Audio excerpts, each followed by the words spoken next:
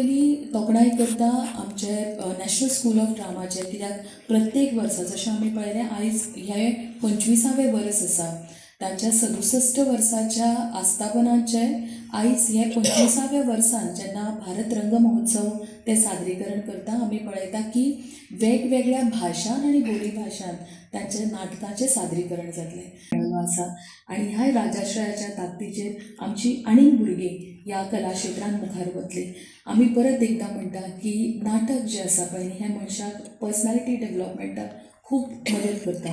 आपल्या व्यक्तिमत्वाचो जर विकास जावपाक जाय, बरें उलोवपाक जमपाक जाय, स्टेज फियर जर वचपाक जाय, कॉन्फिडंट जर जावपाक जाय जाल्यार one has to be a part of theatre art. आनी त्याच्याच खातीर आमकां दिसता की स्कुलांच्यान हें सुरू जावपाचें, आनी स्कुलांच्यान जेन्ना सुरू जातलो जाल्यार भुरग्याचो व्यक्तिमत्वाचो विकास आनी बऱ्या तरेन जावंक शकता.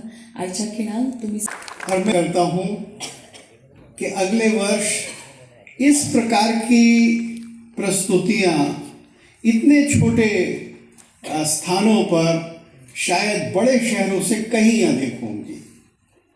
हमारे ऐसा विचार है कि कम से कम 150 नाटक जो हैं वो छोटे छोटे स्थानों में होंगे.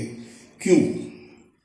इसलिए कि भारत की जो नाट्य परंपरा है वो कोई विशिष्ट लोगों के अंदर नहीं है.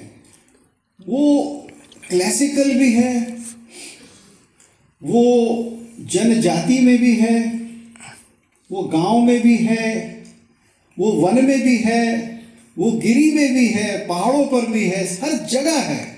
और उसकी अद्भुत जो कलाकृतियां हैं, जो विविधताएं हैं, वो सब आपस में एक दूसरे को ग्रहण करती रहती.